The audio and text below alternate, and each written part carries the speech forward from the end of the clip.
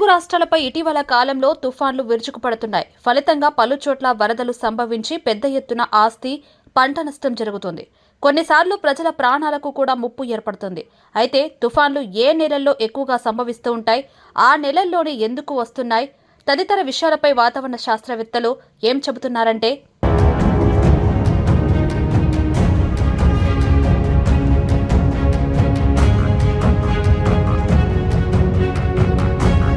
తీవ్ర తుఫాన్లు ఎక్కువగా వర్షాకాలం ముగిసి శీతాకాలం ప్రారంభమైన తర్వాత అక్టోబరు, నవంబర్ నెలల్లోనే తెలుగు రాష్ట్రాలపై విరుచుకుపడుతున్నాయి.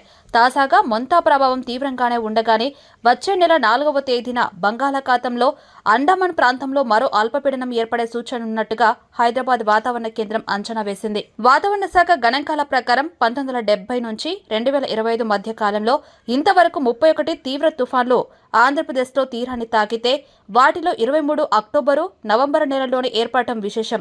వీటిలో 9 అక్టోబరు, 14 నవంబరు నెలల్లో సంభవించాయి. అంటే ఆ 2 నెలల్లోనే ఎక్కువగా తుఫాన్లు ఏర్పడుతున్నాయి.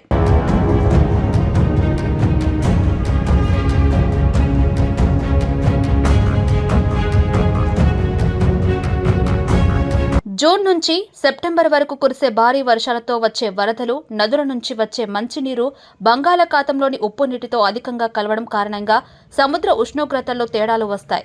హిమాలయాల నుంచి నిరంతరం ప్రవహించే గంగా, బ్రహ్మపుత్ర వంటి హిమాలయ నదుల నుంచి పెద్ద ఎత్తున మంచినీరు బంగాళాఖాతంలో కలుస్తూ ఉంటుంది.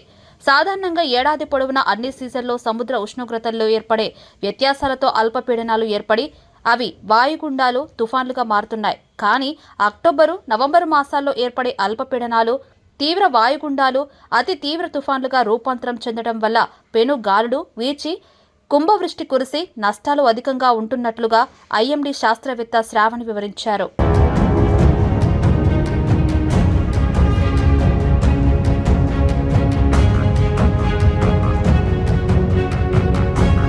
బంగాళాఖాతం మహాసముద్రంలో ఏర్పడే అల్పపీడనాలకు పసిఫిక్, అట్లాంటిక్ మహాసముద్రాలపై గాలులో ఏర్పడే అస్థిరతతో సంబంధం ఉంటుంది.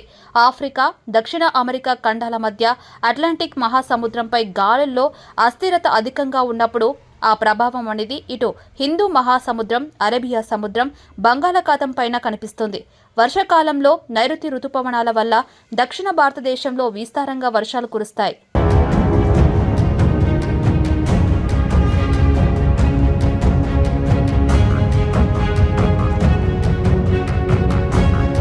సెప్టెంబర్ 3వ వారం నుంచి వీటి ఉపసంహరణ అనేది ప్రారంభమవుతుంది. అక్టోబర్ 2వ వారం నుంచి ఈశాన్య రుతుపవనాలతో అటు తమిళనాడు, ఇటు దక్షిణ కోస్తాంధ్ర, తెలంగాణలో వానజల్లులు కురుస్తూ ఉంటాయి.